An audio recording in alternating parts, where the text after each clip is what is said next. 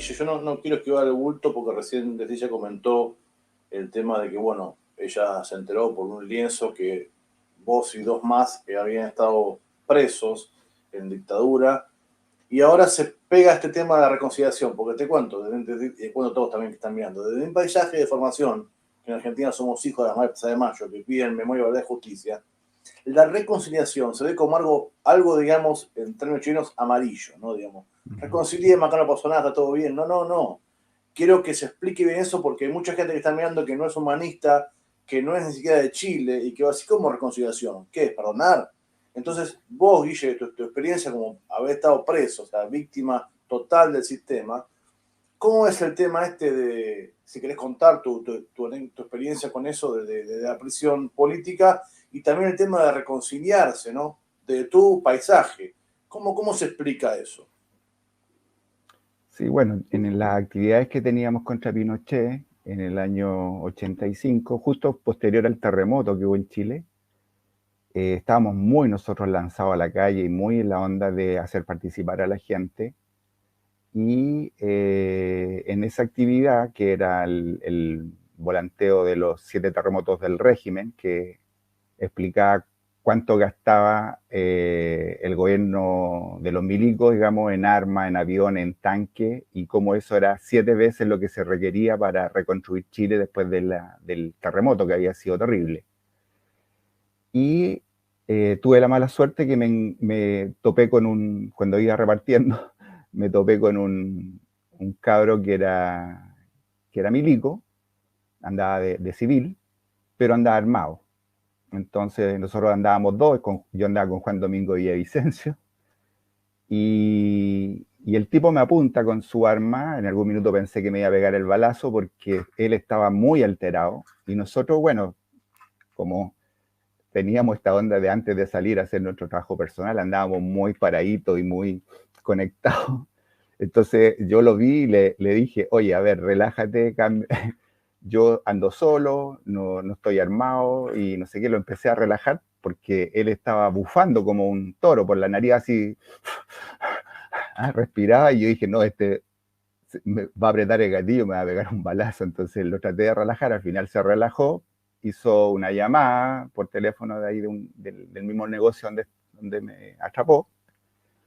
Yo le dije, yo ya me agarraste y aquí quedo, y él llamó a los milicos y llegó, digamos, un grupo de la CNI, que fue el que me agarró y me dio la primera, la primera tanda, digamos. O sea, me anduvieron recorriendo en un furgón, me pegaron hasta que se les dio hipo, y después me fueron a tirar a una comisaría. Los pacos no me querían recibir porque venía muy muy machucados y ellos no habían sido, y tenían una pelea entre ellos que no, llévatelo, yo ahí al medio.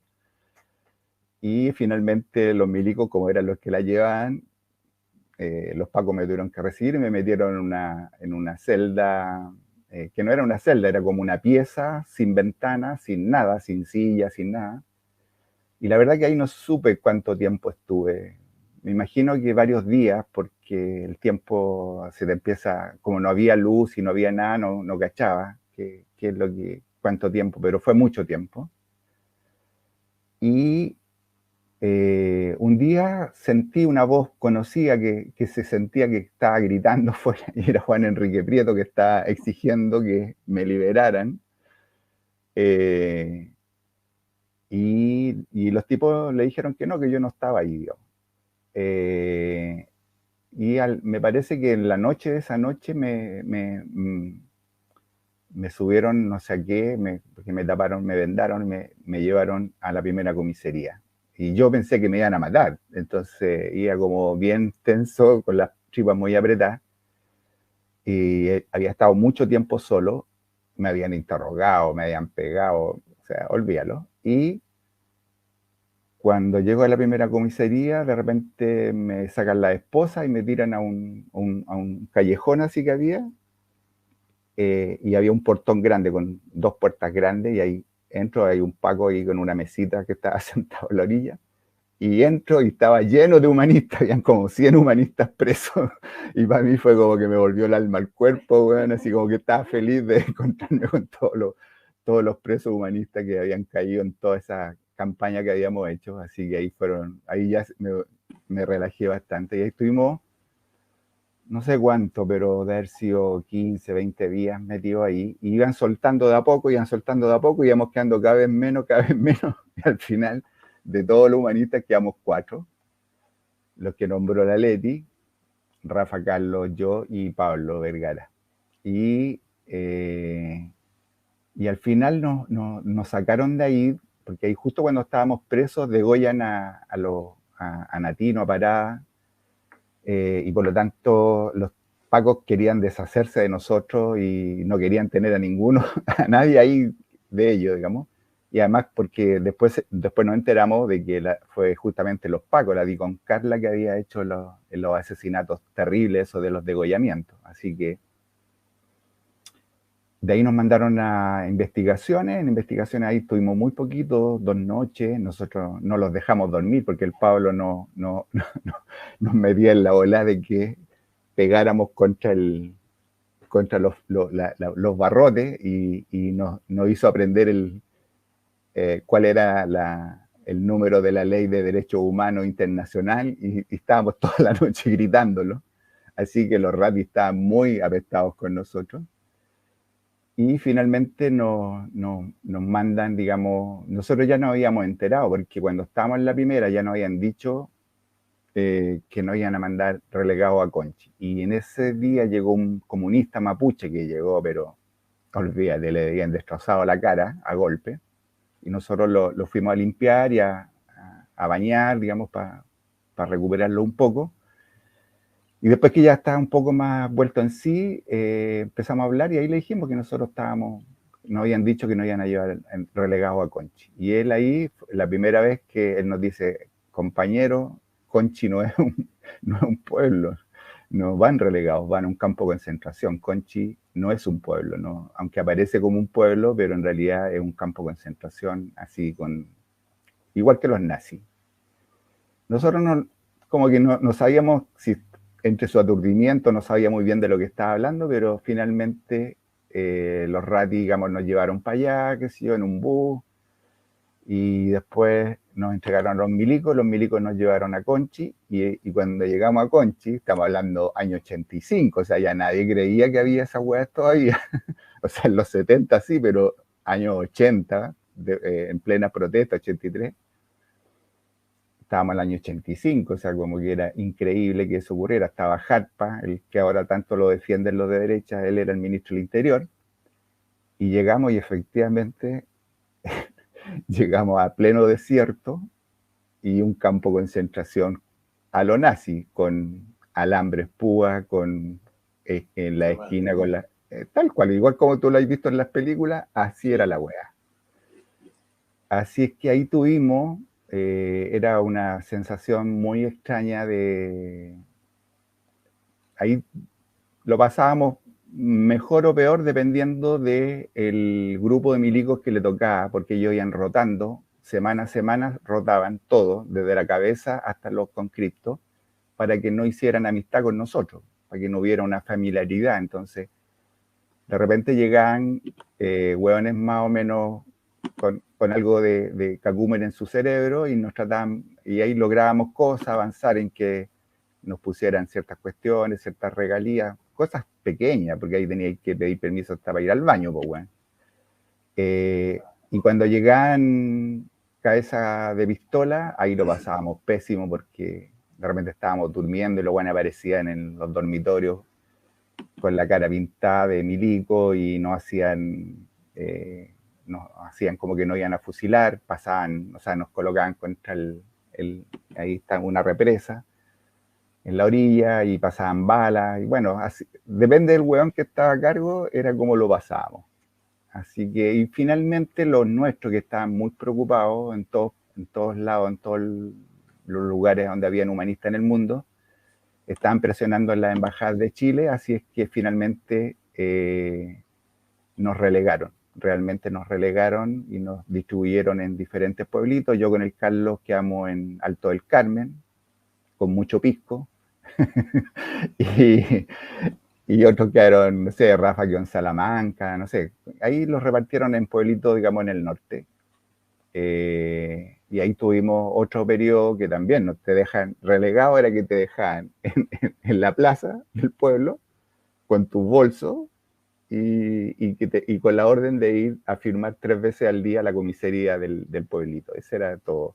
No, no teníais dónde dormir, dónde vivir, nada. Y en mi caso tuvimos mucha suerte porque el cura del lugar era el cura que seguramente, no sé si la Sandra lo habrá conocido, que era un gringo, que era el cura de La Faena, y que ese cura, digamos, lo habían también relegado, los curas lo habían relegado para ese pueblo. El pueblo no hacía, el cura no hacía misa ni nada, nunca nos preguntó de qué partido éramos, y nos recibió ahí en una casita que tenía. El cura tenía todo para que no lo quisiéramos, porque era cura, ya de partida yo los curas siempre he tenido mucho lío con ellos.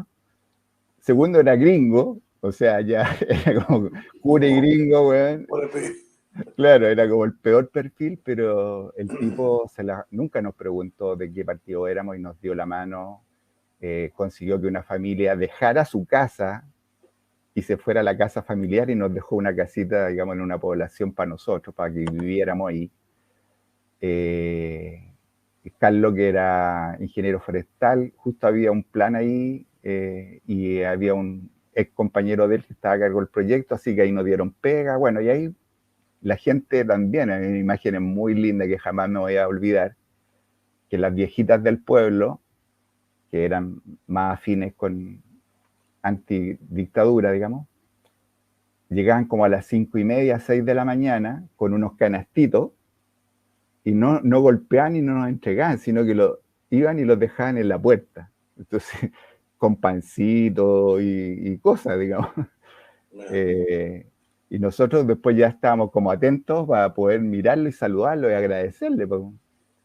Pero ellas no hacían contacto, sino que hacían este apoyo así, sin esperar nada a cambio. Digamos. Recibimos mucha de ese tipo de afecto y de cariño. Y después llegaron las que eran nuestras parejas en ese minuto a vivir con nosotros, así que ahí más o menos la cosa se normalizó. Estuvimos, no me acuerdo, pero 1 mes y medio o 2 meses, no me acuerdo, por ahí, y llega la orden de que estábamos libres. Así que, bueno, los chiquillos se fueron al tiro, yo me quedé una semana más por ahí para entregar la casa, para agradecer. Bueno, siempre tengo ese tipo de comportamiento. Los chiquillos, el Carlos lo único que quería irse, así que se fue, le dijeron que estaba libre y se fue a la hora. Y nosotros bajamos, me acuerdo con la Susi, que era mi pareja en esa época, a Vallenar, no, a Huasco. Y Huasco era un pueblito a la orilla de la playa, blanquito, todas las casas pintadas de blanco. Y yo dije, ¿sabes que yo no puedo volver a Santiago con temor? Así es que me compré una caja de plumones negros y rayé todo Huasco con que renuncie Pinochet y de ahí salimos arrancando, tomamos el colectivo y nos fuimos a tomar el bus y nos volvimos, pero yo tenía que hacer ese acto para poder volver, digamos, acá, y después tuve un año metido en ese tema, tratando de liberar a los que habían quedado. Cuando nos sacaron de allá, nos sacaron así como te digo, o sea, el tipo 3 de la mañana, con caras pintadas, nos subieron a los camiones, y yo miraba a la gente que se había quedado allá y estaban llorando porque obviamente que estaban seguros que nos iban a fusilar, porque no nos decían, no, a esto lo liberaron, no. O sea, no había nunca información. Así que yo lo único que veía que los tipos estaban llorando adentro porque pensaban, como ya tenían una ligación de afecto con nosotros, porque hacíamos discusiones políticas, como había gente de todos los partidos, y siempre nosotros la última pelea era violencia y no violencia. Ese era un lío. Y eso nos enlaza con el tema de la reconciliación. Y que yo creo que un país que no mira su pasado, que no resuelve sus heridas, que no hace este reconocimiento, no de opiniones, porque no se está esperando que la gente de derecha se convierta en gente de izquierda, sino que solamente haya, digamos, un acuerdo de que los hechos, las cosas que ocurrieron, terribles, monstruosas, no se vuelvan a repetir, y para poder hacer eso hay que ver los ejemplos. Por ejemplo, en Alemania sí miraron de frente y la sociedad, digamos, asume como sociedad alemana todas las cosas terribles que hicieron. Y en Chile, y veo que también en Argentina, por lo que escuché, lo que tú mostraste al inicio, no hay ese planteamiento de la gente de la derecha que ahora se siente en la cresta de la ola, como que tienen ahora un momento de triunfo, y eso los lleva, digamos, a desconocer lo que ya venían avanzando, de diferenciar sus opiniones políticas de las cuestiones que son las monstruosidades, que son hechos que se hicieron y que no tienen ninguna justificación en ningún tipo de sociedad civilizada. Así es que nosotros nos planteamos el tema de la reconciliación, pero es un proceso, y ese proceso es no falsear la memoria, es decir, verdad respecto a todo lo que ocurrió, no a las opiniones, sino que a lo que ocurrió, justicia para todas las víctimas, porque se requiere, digamos, que la justicia una vez por todas. Imagínate que ahora, 50 años recién, condenaron a los gallos que masacraron a Víctor Jara. O sea, es una justicia que demora 50 años, es fallida, No es es justicia, fallida. es una joda. Entonces, exacto. Entonces, creo que hay esa necesidad del reconocimiento y del juicio, de la justicia para las víctimas, y luego este compromiso, como comentábamos, con los derechos humanos como un objetivo a cumplir, una dirección común, independiente de las posturas políticas que se tengan, que marca, digamos, como los márgenes de donde se da esa pelea, esa lucha política por las creencias políticas que cada uno tenga, los modelos políticos y los modelos sociales que se plantean, pero que tiene que haber un margen donde estas cuestiones monstruosas no pueden ocurrir. Así que, y ese es el tema que te lleva como condición para poder encontrar la reconciliación, en que nos ponemos de acuerdo en eso. No estamos pidiendo que se conviertan en gente de izquierda ni gente que reconozca, digamos, nuestros planteamientos, pero sí ese mínimo: memoria, verdad, no falseada, justicia, compromiso con los derechos humanos, con esos márgenes de no ir hacia la monstruosidad, para poder reconciliarnos y poder hacer nuestra vida política en una democracia que también está fallida, y que nosotros lo venimos diciendo hace mucho tiempo, que la democracia representativa está muerta en todos los lugares, y que su única manera de poder salir adelante es avanzar hacia la democracia real, la democracia participativa, la democracia directa. Eso, disculpen que me haya alargado. No, está bien, Guille, gracias. Mira, dos veces me pasó que me encontré un testimonio así de gente que sufrió la violencia, el tuyo, y antes otro amigo, Hugo, que humanista, que estuvo en Malvinas, que estuvo en la guerra de Malvinas,